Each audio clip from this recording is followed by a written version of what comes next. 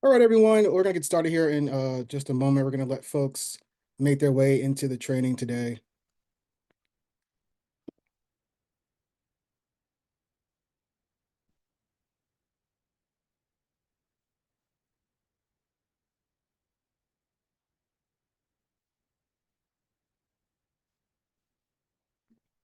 Hey, everyone that's joining today's training. We're going to get started in another minute or so, giving folks a chance to make their way into the training.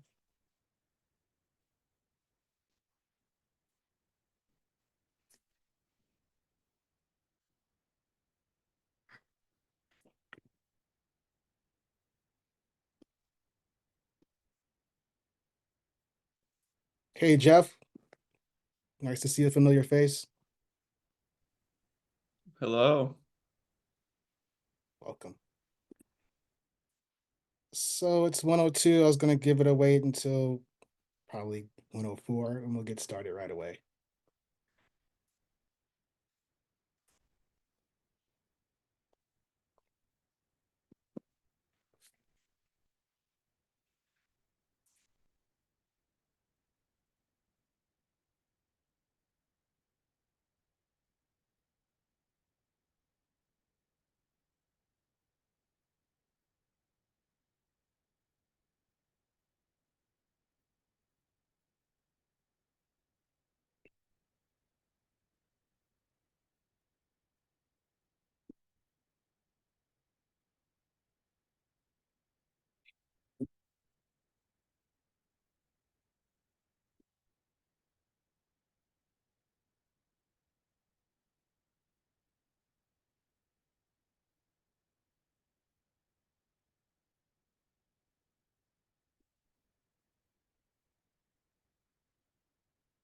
All right, everyone, I'm going to go ahead and get started today. We got quite a bit to get through.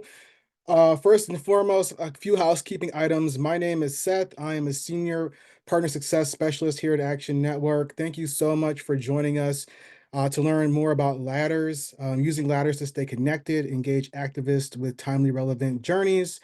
Whether you have been using ladders for a while or you are a seasoned pro, I am glad that you're here.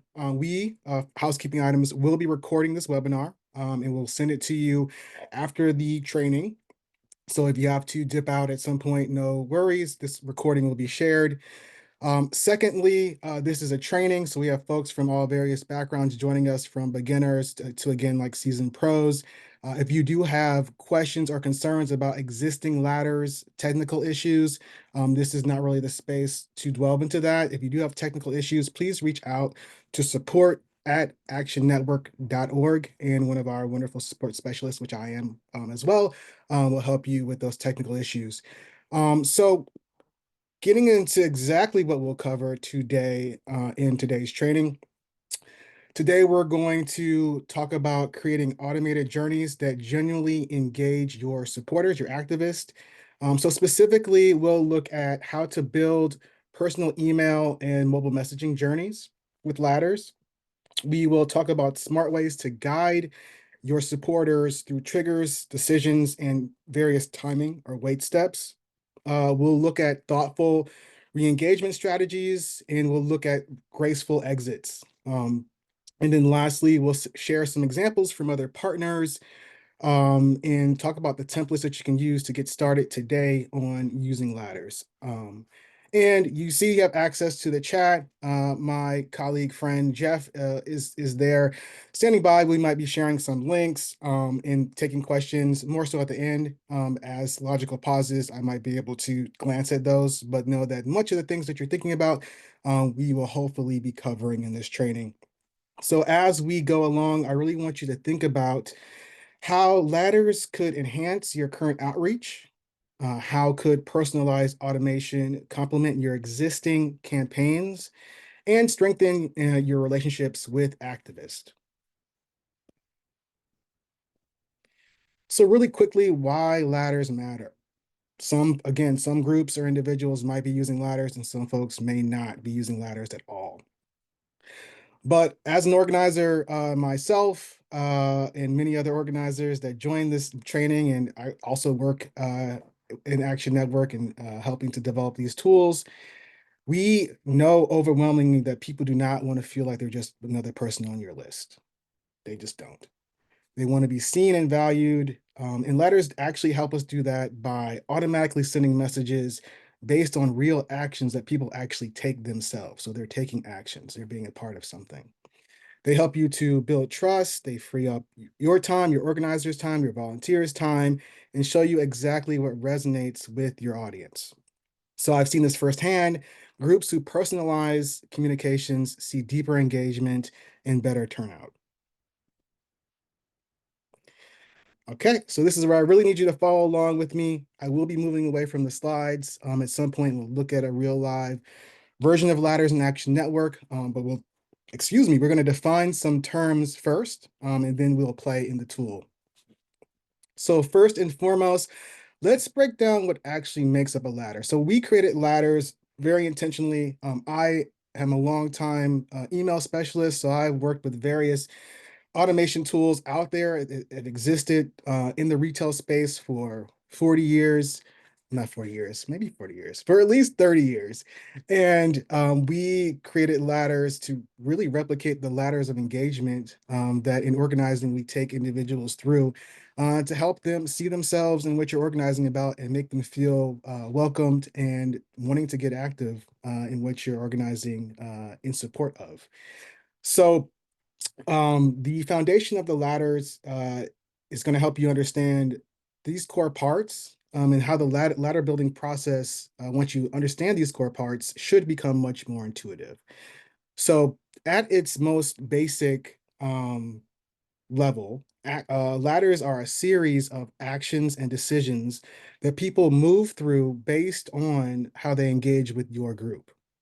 So you could think of it as kind of like a digital choose your own adventure. So it's one of the things I like about ladders. It really allows you to use your creativity as a specialist, maybe in the community or a part of the communities that you serve, to really be creative on how you're going to engage with folks. So you're doing this choose your own adventure digital version, but it's with purpose. So it allows you to be able to guide people through this journey at scale based on their behavior, interest, and timing. So let's go by block by block. Oops, I forgot to turn on my fun. I wanted to turn on my mouse thing. I forgot to do it. I have like a little mouse highlighter, but I guess you'll be able to follow along with my cursor here. So rungs, these are like chapters in a book, basically. So each rung is an entry point into a container that happens for what happens next.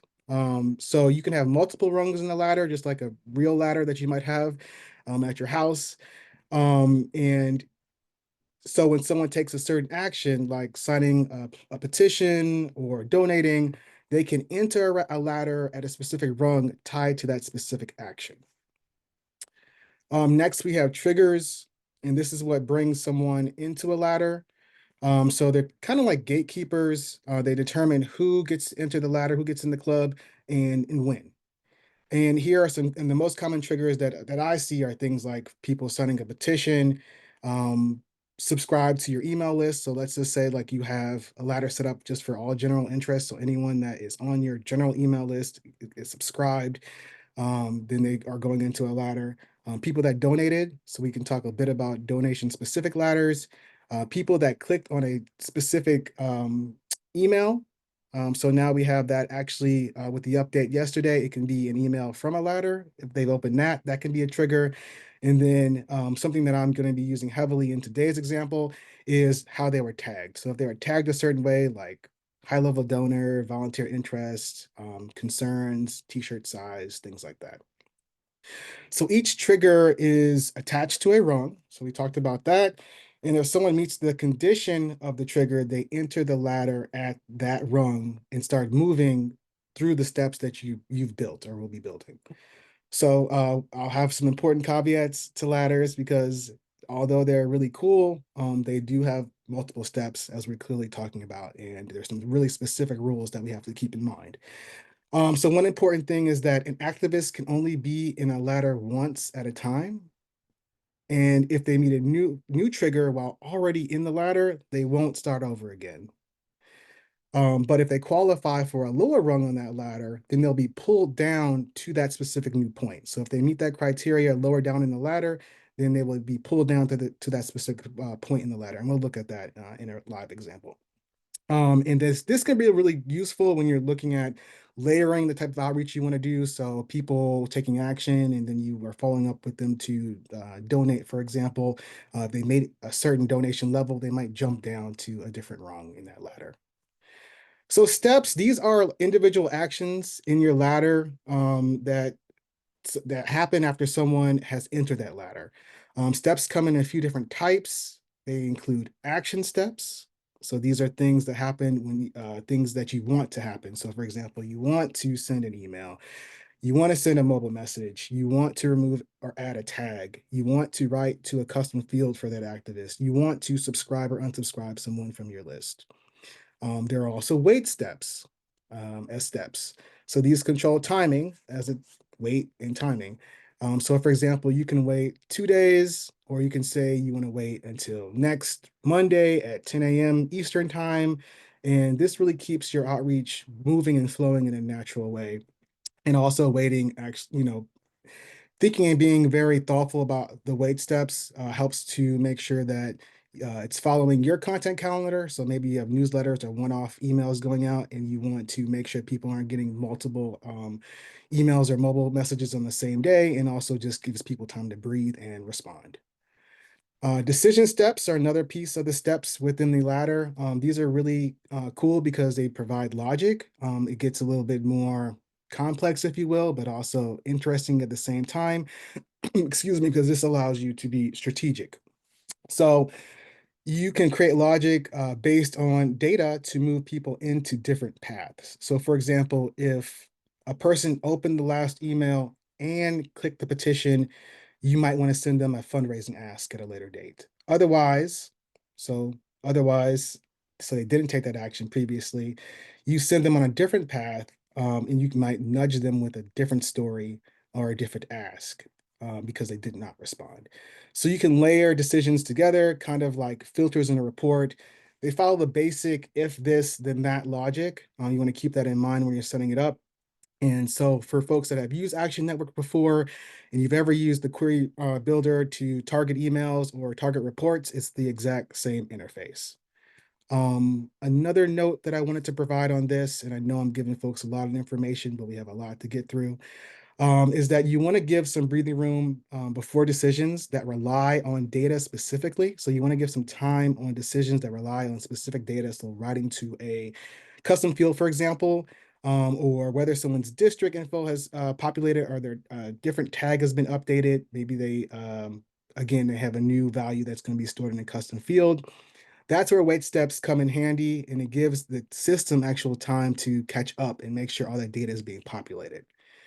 I'll talk a bit more about randomizers. So if you've seen the help article, we talk about randomizers. I do have randomizers built in. So just keeping in mind that randomizers in the tool as a step is a way to randomize your outreach and therefore test. And you want to see which type of content or step is going to resonate better with your audience. And then lastly, exits.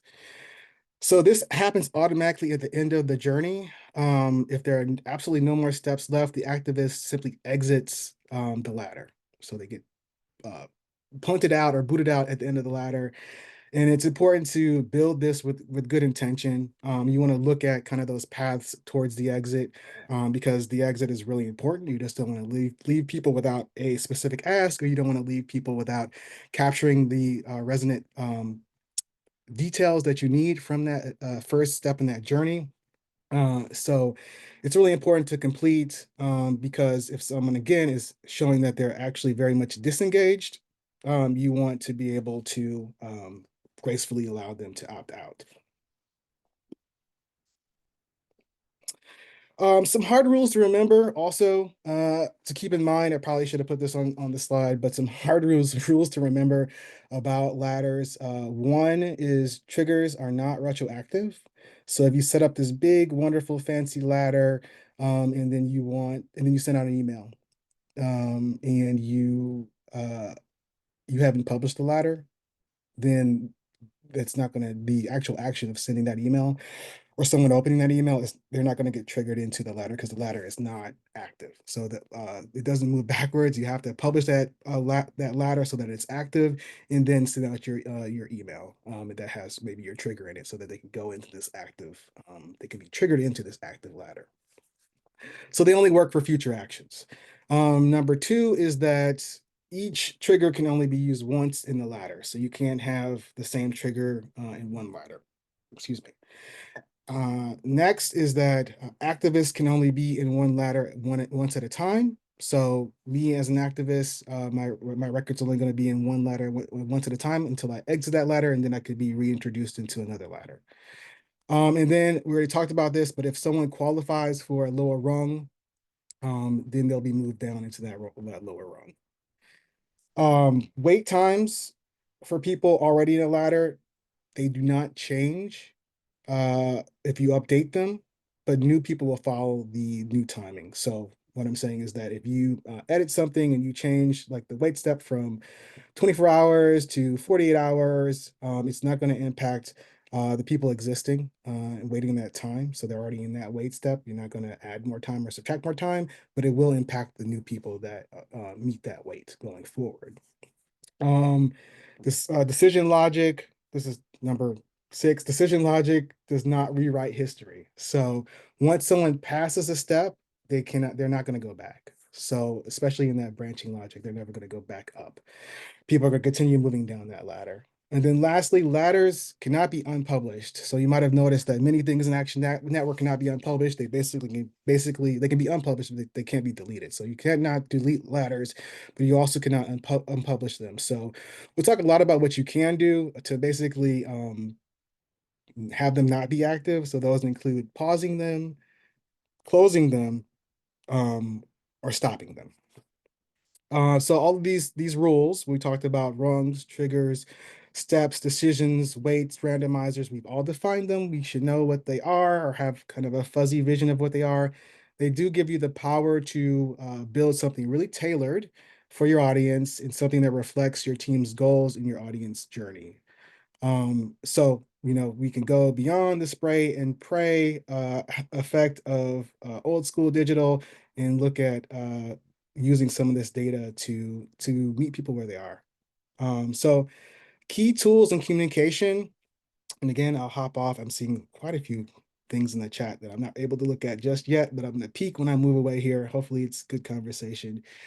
So we talked about the building blocks inside the ladder. So you can think of these various tools as tools in your toolkit on how you communicate with folks. So number one, you can send an email. So this is the bread and butter of communication. You write your message, and when someone hits this step, they get an email. But but only if they're subscribed. If people are unsubscribed to your list, they will just skip that step. Same thing with mobile messaging, and you'll learn really quickly through testing out this what your audience might prefer. But mobile is something that's going to be short, fast, a little bit more direct, and typically has a little bit more of an engagement rate. You can add and remove tags, which is very powerful. So tags are, again, if you're familiar with Action Network, a way to broadly label segments of your list. So think about things like, again, high potential volunteer, I don't know, high level donor. You can also write to a custom field. So you can write specific information. So this can get really kind of cool. I have an example of this in my example ladder, writing to a custom field. But if, let's say, you wanted to do something like store specific data that someone gives you, so maybe like their birth date or their membership date, and you can send them a message again showing that information. And then lastly, decision steps. These can be talked about. We'll talk about a little about this more like down the road in a little bit more depth. But these help you to essentially evaluate whether someone meets a certain criteria that you set out using filters and split them into different paths based on the result. So for example, did they open the last email that we sent out? Did they take action in the past 30 days, 45 days, 60 days? do they live in Arizona and also have a climate justice interest tag? And then lastly, you can stack these conditions using and or logic. So you'll see that in the query builder. So has opened an email and donated in the last 6 months, or has the local leader tag. Um, we'll talk about wait steps and then randomizer steps. Those are the steps that exist, but I'm going to move forward because we do have a lot to get to.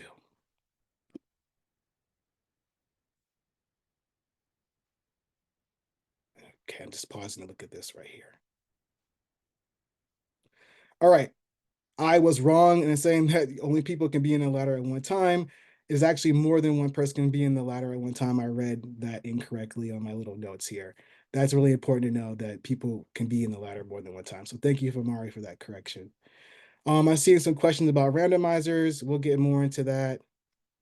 And someone asked, what is a ladder? Hopefully that was explained in the last few slides. So now we're going to go into an example, and this is called the housing justice journey. Our goal here is to engage and kind of look at a real world example of how people might want to use a ladder.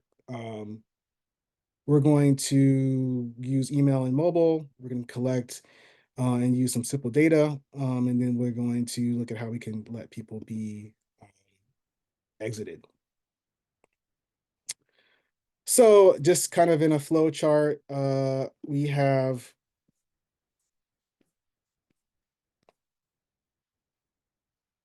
so I see the question. So wait, clarify, can multiple letters be, could that be in one letter multiple times or once, is it right? So yes, people could be in multiple letters at once. So hopefully that's clear. Apologize for that. So I could be in a separate letter, multiple letters at once. So one activist, the same activist, and hopefully I'm getting this right, because this is a big piece. And Mari, feel free to put that note in, or Jeff, that you can have multiple ladders running and have the same activists in each one of those ladders. So I was wrong about that previously. All right, so we'll take a look at that too in the live example here. But the example that I'm using is we're going to have a welcome as an entrance. We have a one-word concern that we're going to save and store. We're going to provide some more education. We're going to do a quiz, and then we are going to do a randomizer. We're going to do an invite to an event, and then we're going to look at a re-engagement or exit. All right, so I'm just going to hop away from here and we'll take a look at the actual ladder. So in order to create a ladder, we'll start from there. You have a group, you're able to go to your start organizing menu. You're going to find it under the people menu. You'd be able to go to the list icon to go to your list of ladders, or you'd be able to go to the add new here in order to create a brand new ladder. Another way that you create a ladder is from a template. We'll take a look at that also. And you can view that under actions. So for example, if I went to my events, and I have an example event here, and I clicked on my manage page for that event, we could see that we have an option to target all action takers and just create a ladder based upon this RSVPing of this particular event action. So if I click on create ladder here, you see it'll take me to these various templates. So we have a few options. You can start with a blank ladder. There's a welcome email. And so each of these have steps built into them that you can go in and edit. So really quickly, if we wanted to do a mobile follow-up, for example, and I clicked on that template, you would see that I'm in the edit area of this particular ladder, and I could go in here and make it my own, really. So just note that you can use ladders in order to, you can use an action and create a ladder and go ahead and edit that from a template rather than starting from scratch. In this example, you can see that I have started from scratch, and we already talked about the first rung in the ladder. And in this example, I've used a tag. You're going to want to have the tag already created if you're going to use tags as a trigger. So the interest point of this rug is anyone that has this ladder training trigger tag is going to be sent an email immediately. The email is a really basic welcome email. And scrolling down here, you can see that I have a wait step in here for 1 day. And then after 1 day, I have it sending a text message. In this mobile message, we see that I personalized it, and I want them to reply with one word. And that word I'm going to have stored into a custom field. So again, in this next step, I'm just basically saying, we're glad you're here. You're part of this movement. Nothing too complicated. And in one word, what's your biggest housing concern? So this is really kind of where the tech meets organizing. When someone replies here, the answer is going to get stored in the custom field that I've created. I believe the custom field is something like housing justice question. So I want to know what the answer to this question is going to be. It's open-ended question. So essentially any valid word that they add that has meaning to them is going to get stored there. You can put in so guardrails to make sure it's a verifiable response, particularly if you're asking for something specific, like a number, for example. In this case, I'm going to wait an hour, and I'm going to store that response in the field. If they don't respond, I'm going to wait for 3 days. And if they don't respond, I'm going to ask, did they open up this original email? If not, they're going to exit. If they did, I'm going to hit them again with another ask about what is the one word that is meaningful to them around housing justice. I'm going to wait another hour. And with that, when the question comes through, I'm going to store it and then also add a tag called housing justice. For the other folks that simply go ahead and just respond off the initial mobile message, I'm going to have them simply get the same tag. So I talked about using tags to trigger. You can use, again, we talked about the various triggers there are. Tags was just a very easy one for me to use here as an example, but it can be, again, subscription status. It can be removing a tag. It can be taking a specific action, for example. So now we're going into the next rung. I'm going to hop back here really quick to my slideshow. And so the next one is really about education. So I'm now introduced them, a warm welcome. I've asked them a little bit more information about themselves. And now I want to be able to, again, provide them with more content. So I'm responding with an email. It's going to use their one-word response in that email. I'm going to wait until noon weekday as a wait step. And then I'm going to do this quiz. So let's take a look at that. Oops.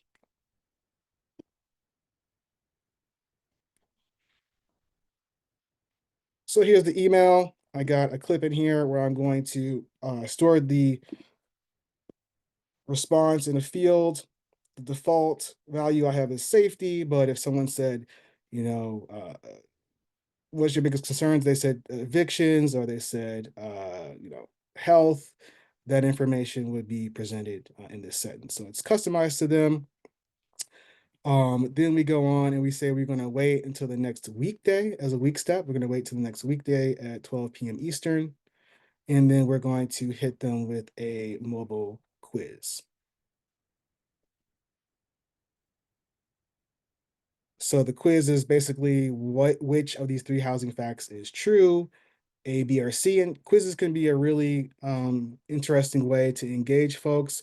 And based upon what they respond with, it's going to be, again, a custom field value that you're going to store into a custom field. So again, you can use that information moving forward in your decision steps. So we'll take a look at that also. So we're doing two things here, really. We're helping to educate people on what's really happening within this movement. And then we can segment based upon how they respond. Did they get the quiz question right? Do they need more context? So, and it gives us options on different ways we want to communicate. So we did the wait and store. We waited for 8 hours. If folks didn't answer, then they were exited.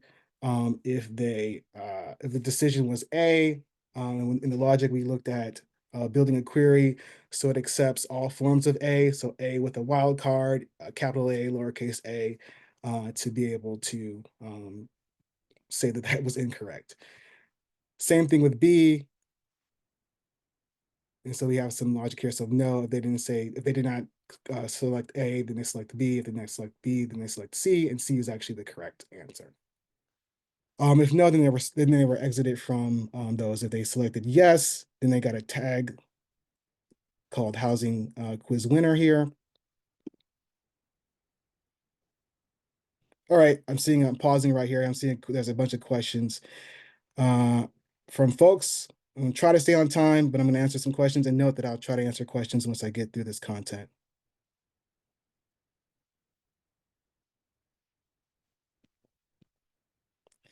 All right, would that apply to everyone who's already a tag? Can we try to explain the scope of a ladder? Are they specific in an activist or a group organized by a question? Why stop to quit instead of the standard stop? That's just that's the opt-out language that my group kind of settled on. So you would select which keyword you use to opt out. There are certain keywords that are automatically going to unsubscribe folks, but you want to be able to give folks that option. Also, typically try to have some kind of sign off on that message so that people know who the message is coming from, just in case they don't have your information saved. And on the wait step, can you make it local? I think it's automatically has to be set to ET for everyone. Someone get me if I'm incorrect on that. But I believe it's ET for everyone, so that's something you're gonna want to consider. And did the activist housing justice tag going to the event or from responding to a mobile message question? So yeah, I'll get into that. All right, and it is a neat idea. Oh, so Mari chimed in that the stop to quit is the sign off, but activists should just text top to unsubscribe. So then we probably need to update our unsubscribe information in this particular group. This is a training group, so the solidified answer is that you want to include stop if you want folks to be able to unsubscribe there. But we do have various keywords, I think in the article that allows people to unsubscribe, stop, unsubscribe, things like that. So moving down, where the tags were added, basically we have a tag here. If people got the correct answer, they get a tag saying housing winner, housing quiz winner. And then they got a message telling them that they were right. If people did not get it right, they just get a general housing tag here saying housing move to action.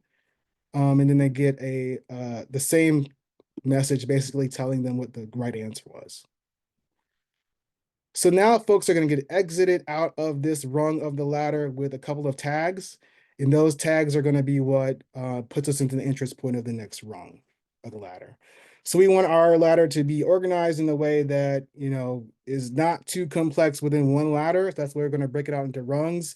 And also just more clear metrics on how people are actually engaging with that content that you're presenting them within that specific rung of the ladder.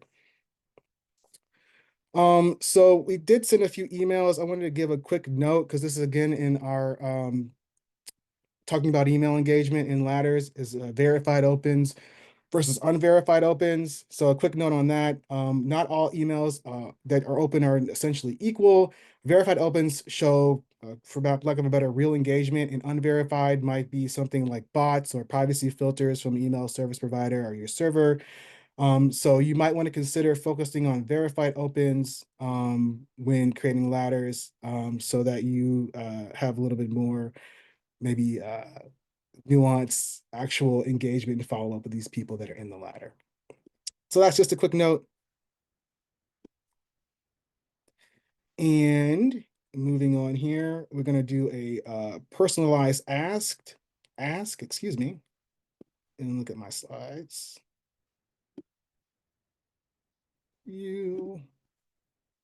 So step 3, did I note unverified? Step 3, we're using 2 triggers because you can use multiple triggers, and we're doing 2 tags. We're going to use those 2 separate tags to do specific type of follow-up that's going to basically send them an email that either they nailed the quiz and they're going to get a call to action to sign this petition that we've created, so a housing justice petition.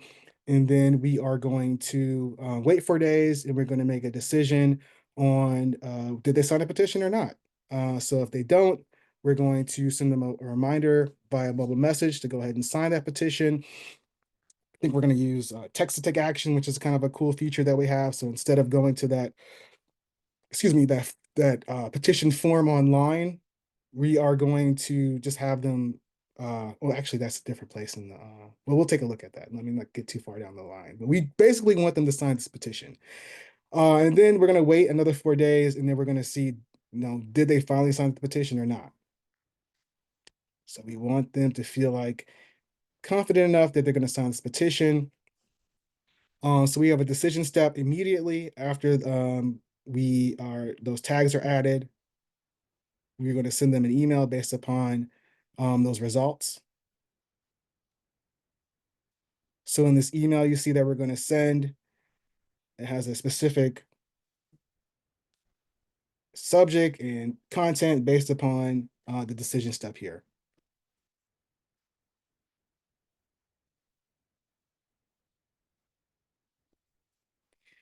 We have a wait for 4 days.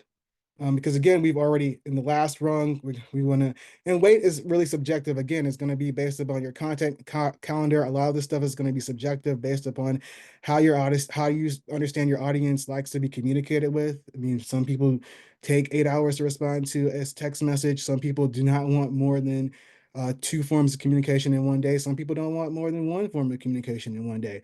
So that's why we're looking at these various wait times, and we're going to test this out and adjust it based upon how people are going to respond to that. But in this example, we're waiting for 4 days because we were asked them to sign this petition here. We want to see if after 4 days, did they sign the petition? If they don't sign the petition here, we are looking at sending them a follow-up mobile message, and we're asking them, and I was right, we want to text the word home as a reply, and it will automatically sign them up, have them counted as signing the petition because we're using the text to take action feature here. So instead of clicking on this button and going through all the work of filling the form, we're going to make it really easy for them, and we're going to have them respond with just home, and that's going to help them have them sign the petition. So again, if they picked A or B, they're going to get a different email. Basically, it's letting them know that, hey, thank you for taking the quiz, but you didn't get that quite right. Here's the correct answer. Do you want to take action? Are you ready to support stronger housing protections? So please sign the petition. Then we're going to wait the same amount of time, 4 days, and then we're going to have a decision step here where we say if they did not sign the petition, then we're going to send them that same text ask for them to go ahead and send that, use the keyword home to reply, and then have take action on the petition. So we are basically giving folks multiple opportunities to take action, sign the petition, and then once they do that or do not meet that criteria, they're going to exit this rung of the ladder. So the next rung we're going to go into is we have a different trigger now, if you notice, and this is going to be someone actually having taken the action. So now we've gone through our expectation that people receive a certain tag because they've shown interest. We have given them various pieces of information. We've given them fun activities to do. And we've made various decisions based upon how they've interacted. And now we're looking at if we're looking at specifically the people that have taken action. in this rung. So a quick note on testing with randomizers. And so now we've, like I said, we've had people taking action in this rung. It may or may not take the same amount of time and kind of your audience, but in this example, we've gotten to that point now. So we want to be really smart and start testing. So this is where randomizers do come in. Randomizers let you split your audience randomly into different paths. So this is for testing purposes. In this example, I'm doing a 50-50 split, which is the default. So let's say you have two different follow-ups in mind for your communication. So in this example, I'm doing a heartfelt story versus something that's a little bit more data-driven. So we've built this 50-50 split and we want to see what happens. So for example, do people actually click on and read or watch the story? Do we see any uptick in RSVPs after seeing the stats? And actually later on down the road, which makes this very powerful, is that you can actually understand what the winning message is, and then just send everybody, update the randomizer, excuse me, so that everyone just goes down that path. So it's either could be 100% narrative or 100% stats. So this way you don't really have to guess. You can learn by just trying things out.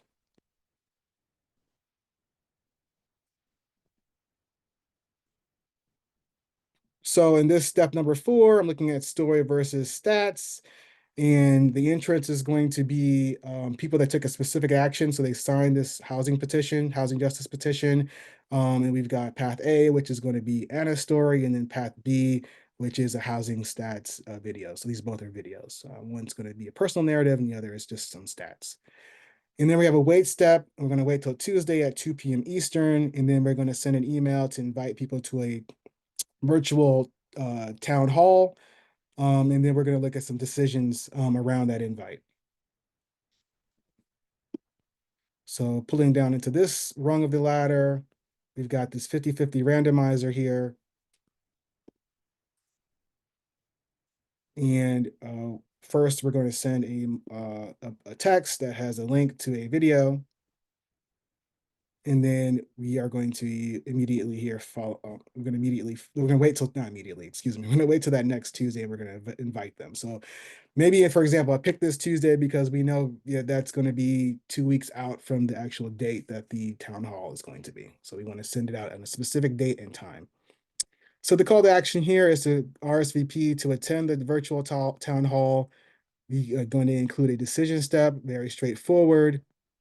The decision step is yes. Did they open that email or did they not open the email? If they did not open the email, then they're going to get a reminder email. So we want them to RSVP. So here we're actually just saying reply with RSVP to RSVP. Again, taking advantage of the text to take action feature. Now we have another decision step after that. So after the second ask, did they actually RSVP? If they didn't, we can give them a tag that no, and if yes, that they've done what we want them to do. The other group is going to get that content that is the link to a video of stats. You're going to wait till the same date, send them the email, and then see if they are RSVP'd. So it really should be if they RSVP'd. And then if they did not, follow up with a reminder. And again, if they didn't, we're going to give them a special tag. And if they did, we're going to give them a tag also. So here is like a point where we could also kind of on the fly. I have another rung. This rung is looking more at kind of re-engaging or reactivating the folks that did not RSVP to this particular event. But in this case, I could very easily add a rung that looks at people that did attend the event. And maybe my next ask is kind of taking it up a notch, and I'm asking them to donate toward a cause. We haven't demonstrated a donation rung on this ladder, but that's very well something that you might want to do in the next ask, or even have a ladder that's dedicated to fundraising. So I kind of wanted to mix it up a bit and show what we might do for folks that were not as engaged, but it's obviously just important to, keep the conversation going with the people that attended the event. I might actually do a whole separate ladder, starting off and looking at, maybe a report of folks that actually attended the event, and I could upload it as the trigger for that and do a whole series based upon that. But in this example, we're looking at engagement over 45 days. Have they engaged in email or mobile at all? So I have a decision step in there that's looking at have they engaged in a mobile message or a email in the last 45 days. If not, I'm going to send them a message that says, are they still um, fired up about housing justice? Wait 8 hours, and then store that information uh, in a store the response. Still interested in housing justice. So the response would be, yes, no. I'm going to remove these tags. If they did, I'm going to say rejoin, and if here at the end, if they have been engaged in the 45 days, I'm going to have engaged added to that custom field, still interested. So the rejoin people, I might want to use that to target people and tell them how they can get involved again. If people are still engaged, I might hit them with the same message, or something that's a little bit more crafted towards how they behaved previously, further up in the ladder. All right. So we have a lot. I've talked fast. Thank goodness we're recording this, and thank goodness we have folks asking questions. All right, I'm looking at questions really quickly. Um, do, do, do, do. And thank you for asking questions and being patient. Again, if you have technical questions, please reach out to support at actionnetwork.com, .org. Never go to .com. Support at actionnetwork.org. If you add rungs later on, will people already in the ladder be able to, as my campaign develops, if I think of new ways to engage? So yes, if people again come into the ladder at the top and they meet the criteria at their lower rung, then they will automatically be pulled down the ladder into that rung. Hopefully I answered that the way that's helpful. So we already talked about number 5. Let's move ahead and we'll talk about some real life people, orgs that have actually used ladders to success. We got so many actually. So Run for Something is one of my most favorite um, groups that have used it. I'm kind of hearing about this being talked about. I don't have actual visuals to show you because it's private, of course, but the way that they used it was super creative. They have a 7-day candidate series that actually, when someone, actually, let me show you the form, completes a form, then they are basically collecting all these fields of information. So why do you want to run? What is your current status? When is your election year? All various types of questions here that are going to be important about anybody that might want to run for elective office. And what they do is really cool with the ladders from Action Network is basically take people through a journey over a week on prepping them for what is all involved with running for office. I've never run for office. For me, if I was interested, it would be super helpful to get content on a regular basis, almost like a run for office boot camp over a course of 7 weeks, to get all information in one place in my inbox, in my mobile, on my phone, with links and other content to be able to understand how to start that process of running for office. So Run for Something is one of our groups that actually has used this in a very creative way to much success. What else did I want to showcase? We wanted to talk about donations. So many people use Action Network fundraising and incorporate that into ladders. So a really efficient way to follow up with donors, to look at specific subsets of donors. So maybe people that are recurring donors, one-time donors, looking at folks increasing their contribution over time. So taking them through a fundraising journey is another interesting application of ladders as well. And I will drop actually this into the chat.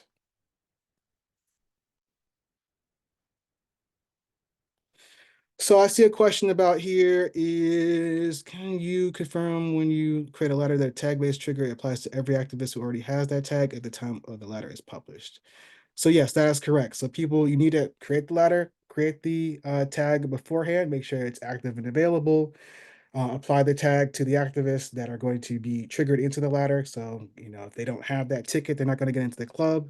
They don't have that tag, they're not going to get into the club, and then activate that ladder. Once that's active, then the people that already have that tag, they're going to be triggered or provided an entrance as triggered into the ladder. Is the Run for Something start as a one-page landing page? So yes, every single Action Network action is its own landing page. In addition to it being its own landing page that you can share, you can also embed that form on your own website. You can style it to make it look um, like your website by using CSS, but you can also have it as a standalone web page. All right, so time is moving. Oops, only going forward. Did I mess up? So publish the ladder and then add the tags to the activist. Okay. So I got that backwards. So you want to, so I'm rewinding to the question about adding tags and moving forward, only moving forward. You want to publish your ladder and then add the tags. So the step is create the tag, publish the ladder, add the tags, and then they're going to move in there. And as Mari mentioned in the chat, you want to be able to, you can use our mass operations tool, which is a part of the reports tool to add tags to everyone. So a good way of thinking about this, and someone said they're confused, don't be confused. So this is the way that it works. You create the tag, details menu tags, you have a ladder that you go ahead and publish, and then you can actually use the reports tool. Nope, okay. Oh, no to Evan's question. Gotcha. So no to the question, Evan, if someone had the tag before, are they going to end up in the ladder? And that correctly answered is no. And then you can use the reports tool in order to trigger people into the ladder using tags. So the reports tool, if you create a report with all the people that you want to be a part of the ladder, you save that report. On that report manage page, you're going to see an option that allows you to do mass operations. The mass operations tab, excuse me, allows you to add tags in bulk to everyone that's in the report. So that's a good way to add tags in one step so that it serves as a trigger for folks going into a specific ladder. Hopefully that's clear.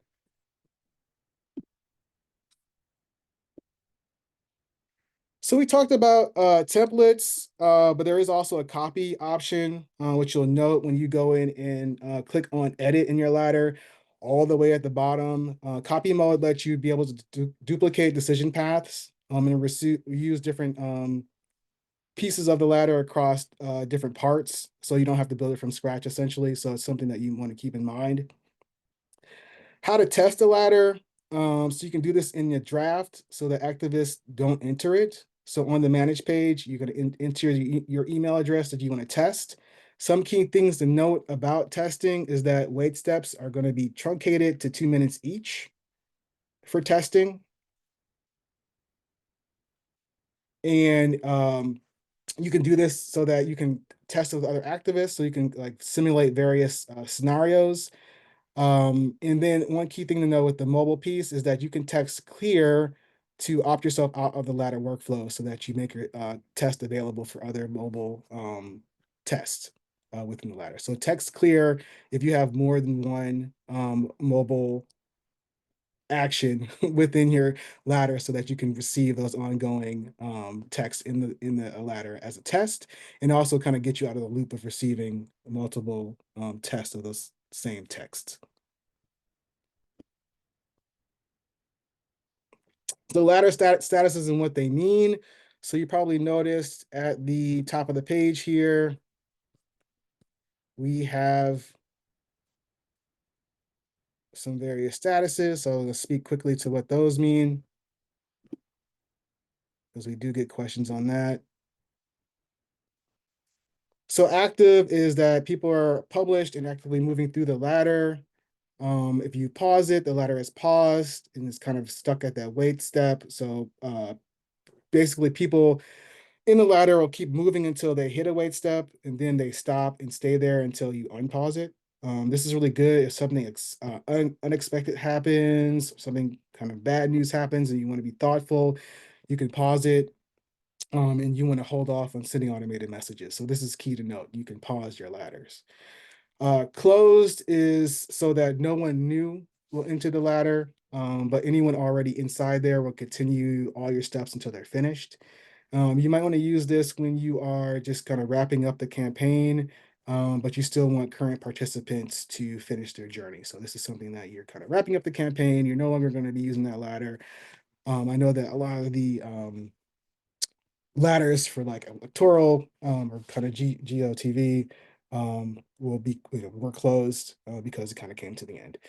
So the stopped is a hard stop. So there's no new entries. It's kind of like hitting the brakes on the ladder immediately. Everyone in the ladder immediately gets like exited or flushed out. So it's like really hitting the emergency brakes. So this really matters basically because ladders are living environments. Obviously, depending on how many people you're getting triggered in the ladder, it could be a lot of folks. So you want to be very thoughtful and intentional about the communication.